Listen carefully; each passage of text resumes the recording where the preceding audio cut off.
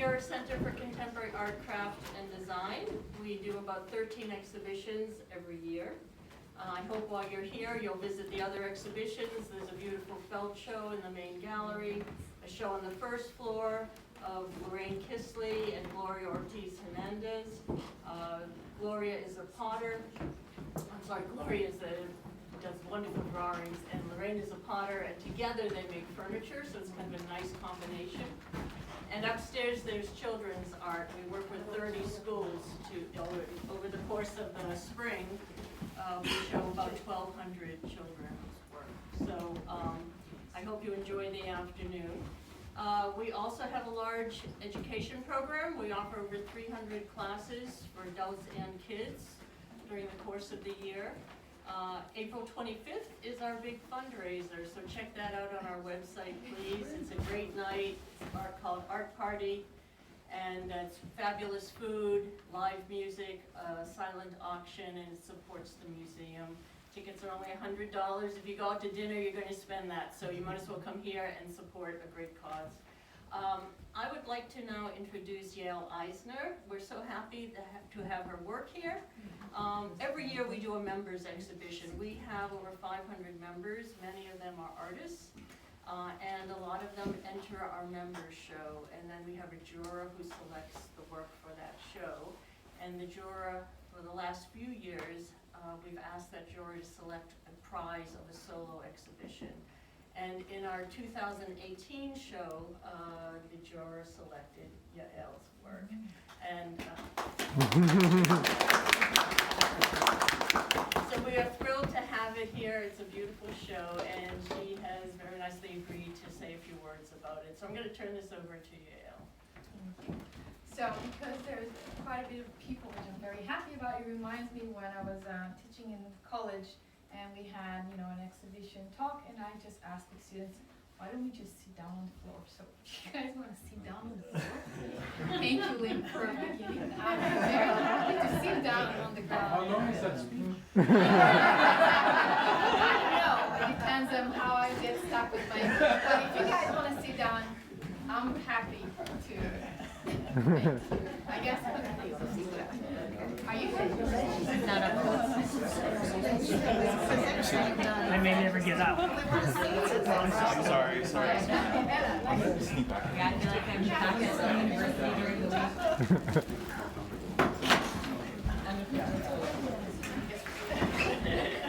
Now we're going to start with breathing in. So I'll try to make it short here. Sorry. Some of you probably know my story, Marco's story, but it's kind of implemented in the work. So I found that it's important for me to actually describe a little bit of this.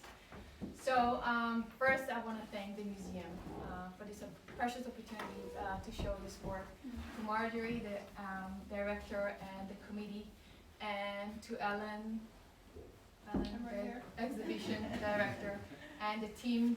You're representing the team who put the show on the wall, and for all of you guys for coming. So my name is Yael, and I'm originally from Israel. Most of you probably know. And I'm living here in New Jersey. Well, most of the time I'm here in New Jersey, but not always. So I met Marco in 2013. We were sailing by ourselves, just the two of us. We didn't know each other before, from Spain to Italy. And then in 2014, we set sails from Italy to the Caribbean islands, crossing the Atlantic Ocean. So what you see here on the wall is an ongoing project that actually began in 2014. Wait, I do need, because I'm a little nervous. So, as I said, I'm originally from Israel, and people often also ask me where I'm from and where is home. And these very simple questions are not really straightforward answers to me, because it's always I need to elaborate. Because there's also people here ask me, so where are you exactly? So, home is Israel, but home is also the house I live in with Marco here in New Jersey. But home is also our sailing boat, Blue Note. And so, since we met, since 2014, half of the year I'm living actually on our sailing boat. And the rest of the year, during the summer, I'm here. And I'm here because of him, because he's been here for 30 years. So I just basically followed him. And during this half of the year, every year, during our sailing season, when I'm by myself, sometimes I'm by myself on the boat because he has to go back and forth for work. So it basically leaves me on the boat for 3 to 6 weeks by myself, anchored somewhere. And that basically qualified me to become the boat keeper. So that's part of one of my jobs, to make sure the boat is okay. When we are at sea, sailing sometimes for days or even weeks, I just realized that there is some kind of adjustment process that my body and mind go through, because it's no longer just a steady ground under my feet. There is the boat, and it's always rocky and rolly and bouncy, and I do get seasick pretty often. Also, I need to start to get used to the sounds that are around me. After all, it's just water beneath and sky above. And there's the cracking of the boat and the flapping of the sails and the VHF that is like, sometimes making those noises. There's the wind and the wave and the rain and his voice as well. And the boat has a particular smell as well. And also, suddenly I started to realize that the main colors I see are lots and lots of tones of blues and grays. And then once we reach land again, after a few days or weeks, and we're reaching the Caribbean islands, it's no longer just blues and grays. This is Caribbean stuff. This is colorful and vivid. It is no longer just the flapping of the sails and just little things. It's Bob Marley songs and reggae everywhere. And then there's the people on the island, and there are just foreign languages from sailors just like us. So a whole new process of adjustments I need to go through between land and water. Work is basically signified.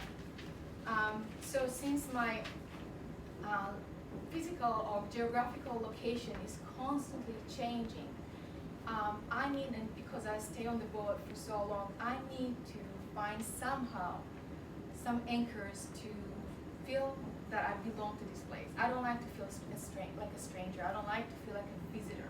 I don't like to be a tourist. I want to bond with the place. So I'm trying to find some anchors that will let me feel a little bit like home, something familiar, something like I feel like I'm part of it. And those anchors can be just about anything that can trigger to me like so if we take, for example, this one. So if we see if we look at the kids walking on the edge of the rock, when I took this picture, it really kind of brought back memories from my childhood when I was stretching and testing the boundary of safety. We're all kids, I can say, don't do this, don't do that. But I like to do what's not to do. And then next to it, the black and white, there's those wide buoys, like a chain, like a necklace of water, and they basically, for me, define where it's safe to go. So together, they actually kind of trigger how you define safety, what's safety and what's not, because this looks actually very nice and fun. And so this is for this one, and then wherever I am, my eyes keep wandering around what's around me, and I get really attracted about really little things. And I find that there is some kind of natural order of things without being planned, just the way they are. And I find it very, very fascinating. So if we take, for example, the picture behind you, of course the cargo ship, when I took this picture of the cargo, I'm very far away from them, so they look very small, and the other one is obviously I was closer when I took this picture. But those cargo ships, for some of you may know, they're huge, they're very massive, and they're very hard to maneuver, and yet for me they just look so peacefully floating on the water and such a distance apart, which is not, it's not that easy to make them, arrange them the way they are. And then next to it there is the black and white image of this bush, which is very dense and intense and squeezed so much into a very, very small space. Now, coming from Israel, the notion of space has a very political significance to me. First, Korea is lacking out of space. We're lacking of space, not as much as when I just came here, and still today after 7 years, and when my family comes in, there's a lot of space here. There's a lot of water here. So we just kind of like see this.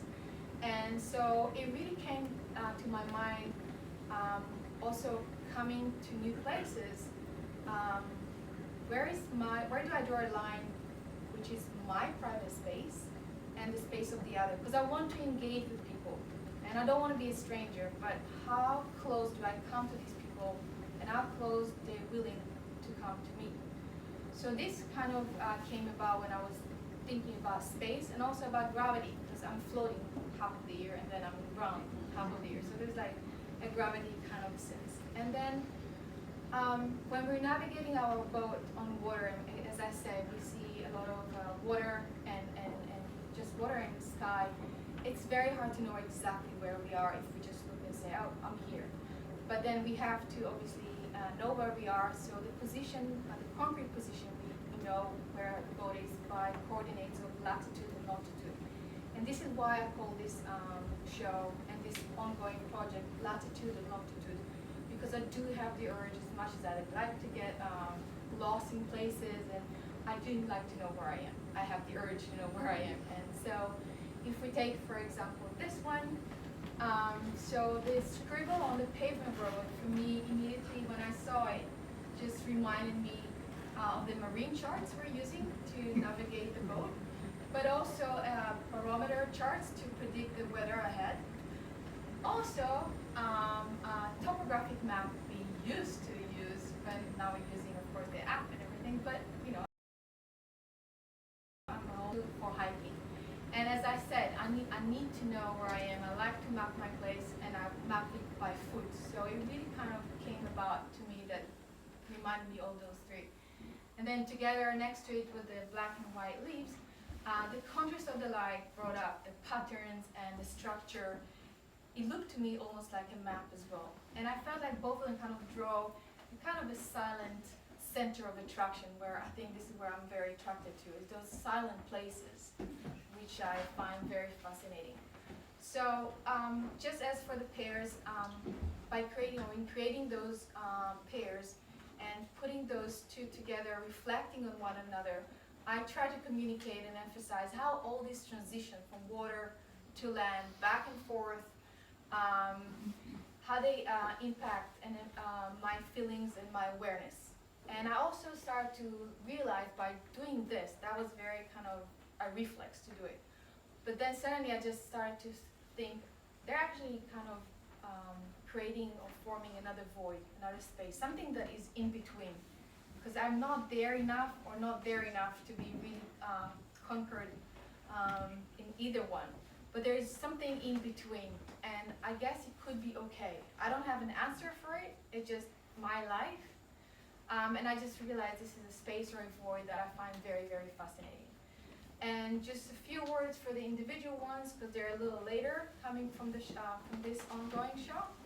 This is, to me, a place of awareness, a place of mindfulness, a place of being very attentive to what's around me. It's kind of signifying this. And again, it's a place between water and land, and where I always kind of question the gravity. The same as with this one. It's just like, where exactly? I'm floating now. I'm just like, where exactly I am? Or now I'm kind of like, feel very comfortable in a new place, and I feel like it's like almost home. So this show is basically also an invitation for you guys, for anybody who come to the show, to explore this optional void in a very individual, personal way. I hope you enjoy and thank you for coming.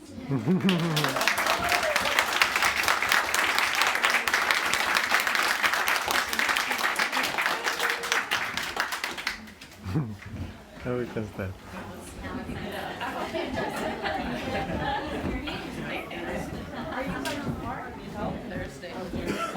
Need a hand?